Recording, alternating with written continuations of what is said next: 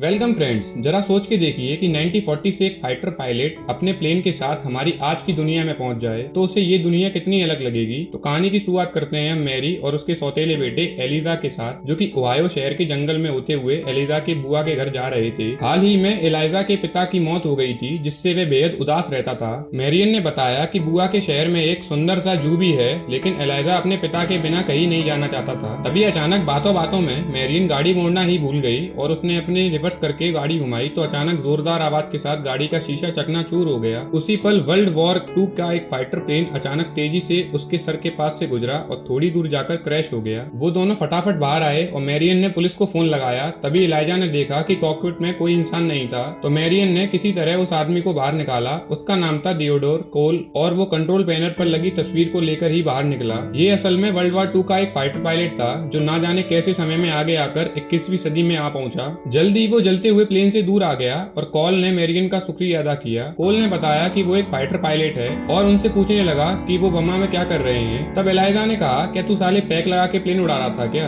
America में हम Burma में नहीं, लेकिन कोल ने पूरे कॉन्फिडेंस से कहा कि हम बर्मा में हैं और लड़ाई का समय चल रहा है। पर आसपास देखने पर कोल को ऐसा हुआ कि ये तो वही ओहायो शहर है जहाँ वे रहता था। तभी हम देखते हैं कि आसमान से बादलों के बीच अजीबोगरीब सा चमकता गोला बन गया था। इसके बाद हम देखते हैं कि पुलिस कोल को हॉस्पिटल ले आई, जहाँ उन्होंने मैरियन का भी बयान लिया। उसकी बातें सुनकर पुलिस का हिसाब लगाया कि कोल को दिमागी संतुलन ठीक नहीं है। यहाँ ये सोच रहा था कि कहीं कोल सच में सेकंड वर्ल्ड वॉर का फौजी तो नहीं। फिर एलाइजा चुपके से कोल के कमरे में गया। वहाँ उसने कोल के लॉकेट को छुआ तो अचानक कोल की आंखें खुल गई और उसने उसे जोर से पकड़ लिया। कोल ने उससे पूछा कि उसे यहाँ क्यों रखा गया है, तो एलाइजा ने बिल्कुल सीरियस होकर पूछा कि क्या वो सच में एक फौजी है। लेकिन कोल को लग रहा था कि वो साल 1941 है, पर एलाइजा ने उसे बताया कि इस वक्त साल 2002 चल रहा है। अब कोल को कैसे भी करके यहाँ से बाहर निकलना था, इसलिए उसने एलाइजा को अपने समय की चॉकलेट देकर उससे मदद मांगी। उसने एलाइजा को शेरिफ निमंक नाम के एक आदमी से मिलने को कहा। तभी अचानक पुलिस ने बाहर से देखा कि कोल उठ गया था, तो वो लोग जोर जोर से गेट को खटखटाने लगे। जैसे ही एलाइजा ने कोल की मदद करने का वादा किया तो कोल ने गेट खोल दिया। फिर पुलिस ने अंदर आकर उसे पकड़ा और डॉक्टर ने उसे इंजेक्शन देके बेहोश कर दिया। फिर घर लौटते हुए एलाइजा ने मैरियन को कोल के बारे में बताया, मगर मैरियन को भी लगता था कि कोल पागल है। जब एलाइजा ने उसे कोल की दी हुई चॉकलेट दिखाई तो मैरियन को बड़ा धक्का लगा, क्योंकि ये चॉकलेट 30 साल पहले बनती थी। उसे एहसास हुआ कि इस बात में कोई राज है, इसलिए वो एलाइजा के कहने पर पुलिस स्टेशन में शेरिफ रेमंड्स को ढूंढने पहुंची। लेकिन उन्हें पता चला कि यहाँ सिमंस नाम का कोई पुलिस वाला नहीं है। तब एलाइजा ने देखा कि वहाँ मौजूद एक पुरानी फोटो पर पड़ी, तो उसने देखा कि इनमें कोल भी मौजूद था। फिर उसने चुपके से वो तस्वीर उठा ली और बाहर जाकर मैरियन को दिखाई। ये तस्वीर 1938 की है, पर मैरियन कहने लगी कि हो सकता है ये कोल के दादा हो। इसके बाद हम हादसे की जगह को देखते हैं, जहाँ एक स्पेशल डिपार्टमेंट के ऑफिसर्स ने जाकर सारा इलाका सील कर दिया था। इस डिपार्टमेंट का हेड का नाम बेल था और उसकी असिस्टेंट थी टीना। ऐसा लग रहा था कि वो पहले से जानते थे कि कोल टाइम ट्रेवल करके यहाँ आया है। उन्होंने पूरी टीम लगाकर फाइटर प्लेन को सारे टूटे टूटे हिस्से की तलाश करना शुरू कर दिया। जल्दी उस इलाके की जमीन हिलने लगी। तब उसे एहसास हुआ कि उन्हें आसमान में मौजूद इस छेद के जरिए ही समय में आगे आई हुई सारी चीजें वापस भेजनी होंगी, वरना फिर बहुत बड़ी गड़बड़ हो जाएगी। फिर उसने अपनी टीम को फटाफट प्लेन ठीक करने का ऑर्डर दिया। उसके बाद उसने नीना से कहा कि किसी भी हाल में कोल को जल्दी से जल्दी यहाँ लाओ, ताकि वे उसके समय में वापस भेज सकें। यहाँ हॉस्पिटल में कोल की आंख खुली तो उसने नीना और उसकी टीम को हॉस्पिटल में घुसते हुए देखा। जैसे ही एक डॉक्टर उसे इंजेक्शन देने आया तो कोल ने उस पर हमला करके उसे बेहोश कर दिया और उसकी यूनिफॉर्म पहनकर बाहर आ गया। जब बाहर आया तो उसे किसी सदी की आधुनिक दुनिया देखकर बहुत हैरानी हुई, तो उसने सोचा कि ये खुद से ही बातें क्यों कर रहे हैं। खैर, फिर वो एक बाइक लेकर वहाँ से भागने निकला। उधर मैरियन एक पेट्रोल पंप पर पहुंची तो एलाइजा ने यूं ही गाड़ी में मौजूद एक खत पढ़ लिया और उसे पढ़ते ही एलिजा को धक्का लगा, क्योंकि उसमें लिखा था मैरियन एलाइजा को हमेशा हमेशा के लिए उसकी बुआ के यहाँ छोड़ने जा रही थी। पर उसने मैरियन से कुछ नहीं कहा। फिर जैसे ही वे सड़क पर पहुंचे तो अचानक मोटरसाइकिल पर आ रहा कोल उनकी गाड़ी से टकरा गया। उसको देखकर एलाइजा बहुत खुश हुआ और उसने अपनी चुराई हुई तस्वीर दिखाकर पूछा कि क्या तुम ही कोल हो? तो कोल ने कहा, ये मेरी ही फोटो है और साथ में शेरिफ रेमंड्स भी है। फिर उसने पूछा कि तुम इतनी फटाफट कहाँ जा रहे हो? जिस पर कोल ने जवाब दिया कि वो तो अपनी पत्नी पॉलिन से मिलने जा रहा था। तभी अचानक दूर से पुलिस साइनों की आवाज आई तो मैरियन कोल और एलाइजा को लेकर भाग निकली। फिर वो कोल के रास्ते पर बताए हुए जाते हुए इसके घर तक आ पहुंचे। घर में आकर कोल ने पॉलिन को आवाज दी तो औरत बाहर आई। फिर उसने मैरियन और एलाइजा को वहां देखा तो उसने पूछा कि आप लोग कौन हो? तो मैरियन ने यूं ही बात घुमाकर कहा कि प्लेन पॉलिन का पुराना दोस्त है और वह उससे मिलने ही आया है। फिर उस औरत ने कहा कि फिलहाल पॉलिन पॉटरी क्लास में गई है, इसलिए उनको थोड़ा इंतजार करना होगा। तभी कोल की नजर दीवार पर लगी तस्वीरों पर पड़ी और उसे धक्का लगा। असल में पॉलिन ने दूसरी शादी कर ली थी। अब कोल नाराज होकर बाहर खड़ा हो गया तो उसे इंटरनेट पर कोल के बारे में पता चला कि दूसरे विश्व युद्ध के दौरान एक क्रैश में कोल की मौत हो गई थी। उसी वक्त टीवी पर खबर आई कि अलाइस को किसी ने अगवा कर लिया था। इस खबर को देखते ही उस औरत ने पुलिस को खबर दे दी।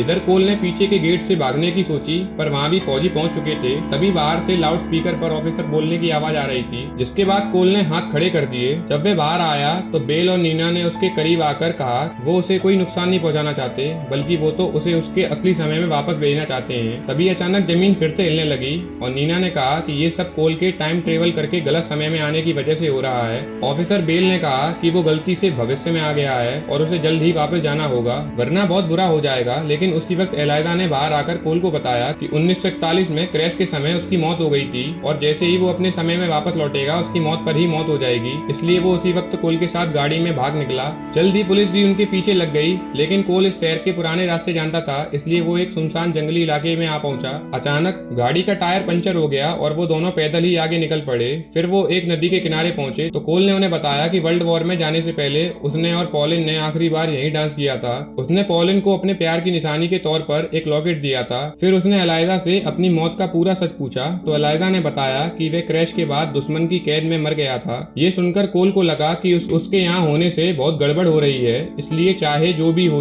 उसे वापस जाना ही होगा और एलाइजा को उसके साथ नहीं मैरियन के साथ होना चाहिए। मगर तब एलाइजा ने बताया कि मैरियन उसकी सौतेली माँ है और वो तो उसे हमेशा के लिए उसकी बुआ के पास छोड़ने जा रही थी। एलाइजा ने कहा कि कोल और वो दोनों एक जैसे हैं क्योंकि उनका इस दुनिया में कोई भी नहीं। फिर कोल कहने लगा कि देख भाई, मैं यहाँ पॉलिन के चक्कर में आया था, उसने दूसरी शादी कर ली, बच्चे कर लिए, अब मेरा क्या काम यहाँ पे। लेकिन जब लाइजा कहने लगी कि उसे कोल में अपने पिता की छवि नजर आती है, फिर उसने बताया कि उसके पिता भी एक फाइटर पायलट थे जो एक साल पहले अफगानिस्तान में मारे गए। अब वो कोल को भी अपने पिता की तरह खोना नहीं चाहता। वहीं दूसरी ओर ऑफिसर बेल और उसकी टीम मैरियन को लेकर अपने वर्कशॉप जा पहुंचे। उनके आदमी कोल के फाइटर प्लेन की मरम्मत कर रहे थे। बेल ने कहा कि सिर्फ यही एलाइजा और कोल तक पहुंचा सकती है, पर मैरियन ने कहा कि अगर कोल वापस चला गया तो उसकी मौत हो जाएगी। तब बेल उसे कंप्यूटर के पास ले गया तो उसे अलग अलग इलाकों के नक्शे दिखाए जहाँ पर लगातार भूकंप बढ़ते जा रहे थे। सब आसमान के खुले उस पोर्टल में आई हुई चीजों को वापस न जाने की वजह से हो रहा था। इसलिए अब कोल को वापस भेजना बेहद ही इम्पोर्टेंट था,